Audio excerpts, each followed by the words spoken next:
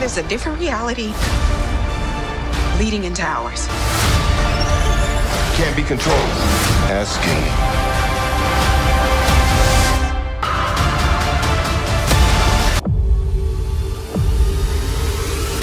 Black girl magic. Hello Brovers, video kali ini gue akan review jujur soal film The Marvels yang katanya punya potensi bakalan jadi trending di mana-mana nih. Emang bener? Ya uts, gue buktikan deh nonton filmnya di hari pertama. Anyway, gue kasih disclaimer ini spoiler konten ya. Dan gue mereview ini berdasarkan sudut pandang gue sebagai konsumen biasa yang sengaja tidak nonton trailer, final trailer, dan apapun media promosi yang berkaitan dengan film The Marvels. Jadi bener-bener gue pure fans yang biasa nunggu filmnya keluar aja. Skor dari gue segini. Ya skornya tinggi cuy, karena memang menurut gue bagus-bagus aja filmnya. So, welcome back to Clip on X Review.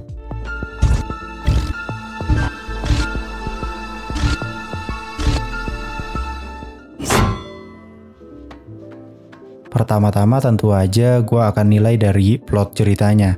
To the point aja nih ya. Plot cerita intinya tuh sebenarnya bukan 3 superhero ini melawan super villain, enggak kayak gitu cuy. Karena di sini villainnya pun bahkan hanya sekedar kayak pemeran figuran yang ngangong-ngangong luntang-lantung gak karuan. Justru plot intinya itu di masalah mereka bertiga ini, Kamala Khan atau Miss Marvel yang belum punya pengalaman menjadi seorang superhero kelas Avengers, yang dimana dia di sini tuh kayak kaget gitu dengan konflik yang ada di depan dia. Banyak adegan yang menggambarkan pembentukan karakter Kamala yang harus memilih secara cepat.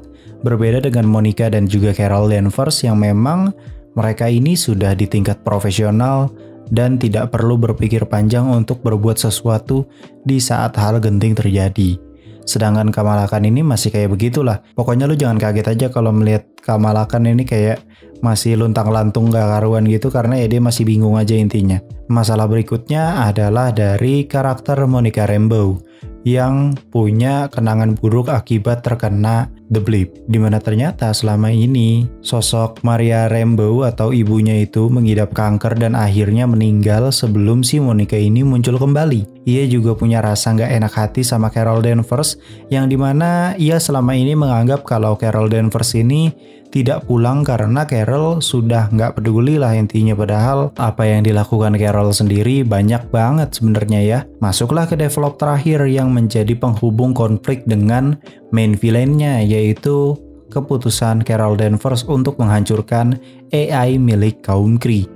Ternyata efeknya besar sekali hingga membuat kaum Kree ini kehilangan sumber daya matahari. Hilangnya sumber daya matahari ini akhirnya berakibat pada oksigen yang hilang hingga kadar air di planet mereka yang jauh-jauh menurun. Nah, sejauh ini karena judulnya The Marvels, gue tidak melihat adanya lubang-lubang untuk development karakter. Mereka bertiga sendiri kan sudah terdevelop dengan baik dan rapi di proyek-proyek sebelumnya. Jadi begitu sudah sampai pada konflik film ini, mereka tinggal gaskan sampai mentok aja gitu. Yang sangat disayangkan sebenarnya adalah porsi dari masing-masing karakter itu sudah pas, tapi porsi durasinya menurut gue agak kecepatan sih jujur aja. Ya iya, gue ngerti 3 karakter ini OP, tapi at least villainnya nggak sekentang itulah. Di sini benar-benar villain itu figuran parah cuy. Kritik berikutnya ada beberapa adegan yang menurut gue penampatannya tuh kurang tepat aja gitu, atau mungkin adegannya di-cut atau gimana entahlah. Spoiler ya, jadi menjelang pertengahan si Kamala ini memutuskan untuk membuka portal agar mereka ini bisa mundur sejenak menjauhi planet bernama Alatna. Nah, planet Alatna ini ceritanya tuh airnya banyak gitu, dan si main villainnya itu butuh air untuk planetnya ini gitu, dan dihuni oleh si Park Seo Joon. Nah di situ teh bener-bener kayak kekat banget gitu di situ teh. Kita nggak diliatin lagi gitu nasib tuh planet gimana, karena mereka berjuang sendiri untuk menyelamatkan planet mereka tanpa bantuan Carol Danvers.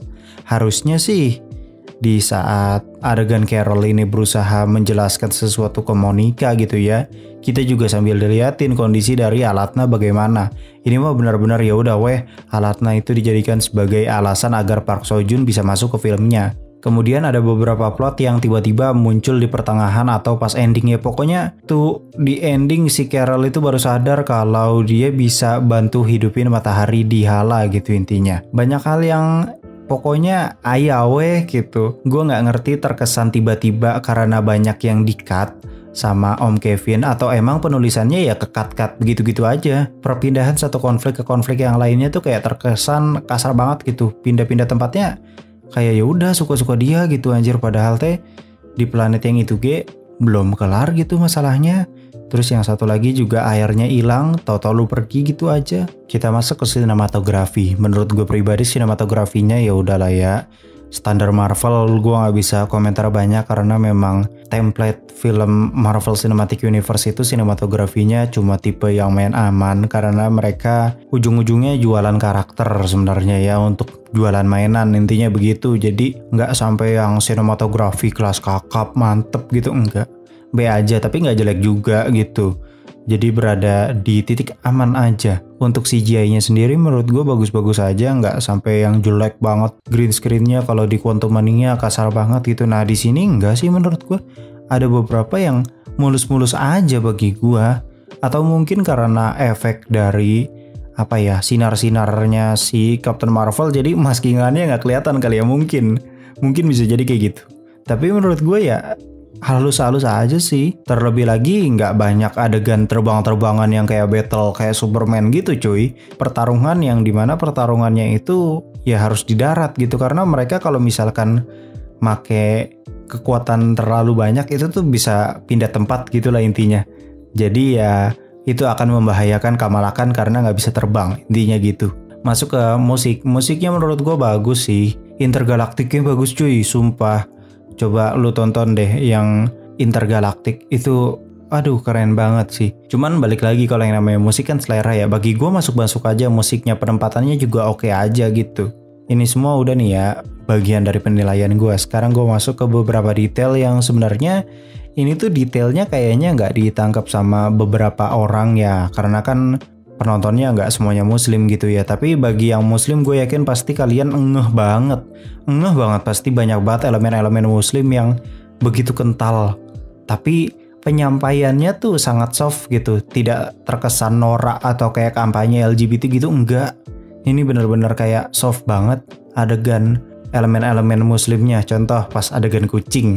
Itu pas adegan kucing kan udah menggambarkan ya kalau kucing itu kan hewan kesayangan Nabi, dan ya jadi kunci keselamatan mereka ternyata si kucing-kucing ini gitu. Dan pas si Saha ngerana teh si Gus ini kan sempat kayak ngegelesor gitu. Nah di sampingnya teh ada lafaz.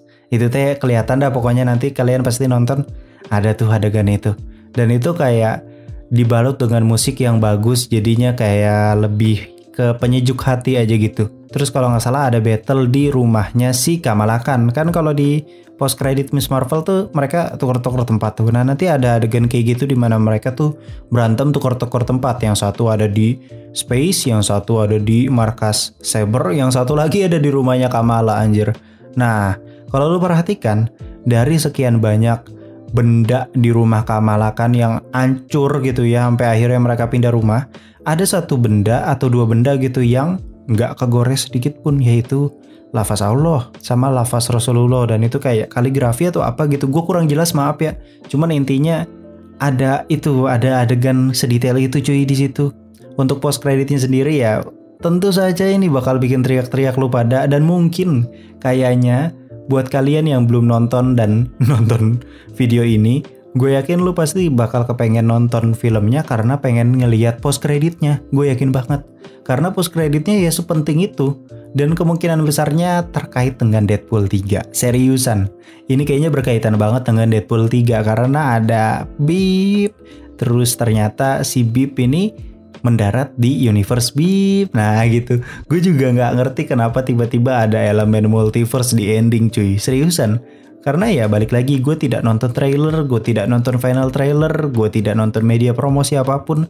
Jadi gue bener-bener gue tahu film ini ya karena ada Iwan Vellani, ada si Saha ngerana Brie Larson, terus ada si pemerannya Monica Rambeau Teing Saha, sama si Park Seo Joon yang jadi tumbal marketing. Ya maaf ya para fans Park Seo Joon kalau misalkan kalian nonton film ini karena ingin ngeliat Park Seo Joon, mungkin kalian akan kecewa karena adegannya dikit banget cuy. Seriusan, bener-bener kayak iklan numpang lewat. Padahal menurut gue ini kayak terkesannya mubazir aja bagi gue, karena ya aktor sekelas Park Seo Joon harusnya mendapatkan porsi yang baik dan harusnya jangan dipakai sebagai karakter yang gak penting gitu cuy. Atau mungkin saja Park Seo Joon nanti akan muncul lagi di film 3.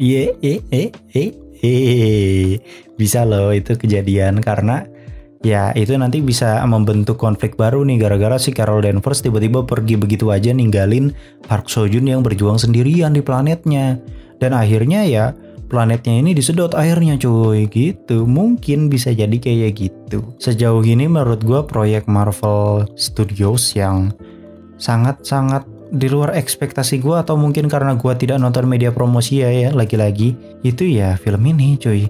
Black Panther Wakanda Forever memang bagus, tapi karena mungkin gue terlalu banyak nonton media promosi jadi tidak terasa surprise-nya. Bahkan apa ya, Iron Heart-nya aja ditaruh di trailer, anjing bener-bener dah.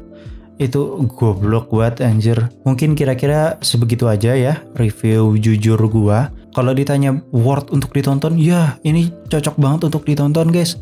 Karena komedinya dapet. Ya walaupun komedi selera masing-masing beda, tapi gue yakin kayaknya komedinya dapat di lu, karena komedinya tipenya yang natural dan nggak lebay, nggak maksa lu untuk harus ketawa gitu, enggak. Karena ya udah menurut gue ini adalah film yang sangat nyaman untuk ditonton dan rewatchable.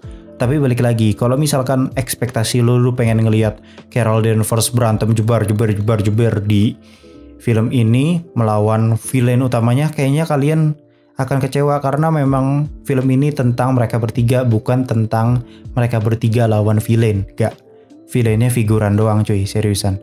Mungkin segitu dulu, gue Cliponex pamit undur diri, skornya udah gue taruh di paling depan. Gue Cliponex pamit undur diri, and I'll come see you next time.